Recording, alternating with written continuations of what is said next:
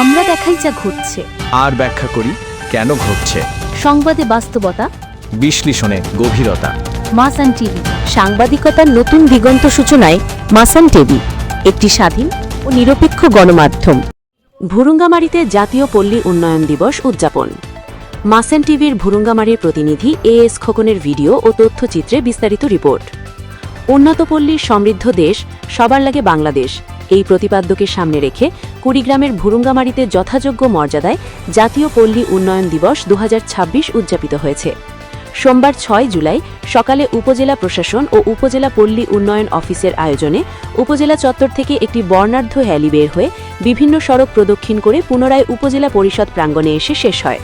পরে উপজেলা পরিষদ সম্মেলন কক্ষে দিবসটি উপলক্ষে আলোচনা সভা অনুষ্ঠিত হয়।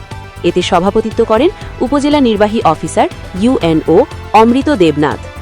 উপজেলা পল্লী উন্নয়ন কর্মকর্তা শাহনাজ পারভিনের সঞ্চালনায় বক্তব্য দেন উপজেলা দারিদ্র্য বিমোচন কর্মকর্তা আরিফুজ্জামান, বীর মুক্তিযোদ্ধা মহিউদ্দিন, উপজেলা প্রেস ক্লাব সভাপতি এস খোকন ও সুফলভোগী আজিজুল হক।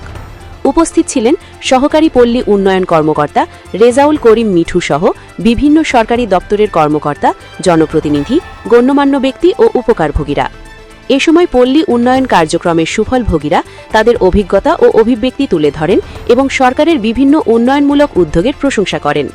উপজেলা নির্বাহী অফিসার ইউএনও অমৃত দেবনাথ বলেন, দেশের টেকসই উন্নয়নের প্রধান ভিত্তি হল আমাদের গ্রামগুলো। বাংলাদেশের মূল চালিকা শক্তি গ্রামীণ অর্থনীতি, কৃষি এবং আমাদের কৃষক ও কারিগররা। তিনি বলেন, সমন্বিত উদ্যোগের মাধ্যমে গ্রামীণ অর্থনীতি আরও শক্তিশালী হবে এবং দেশের টেকসই উন্নয়নে পল্লী উন্নয়নের ভূমিকা আরও সুদৃঢ় হবে।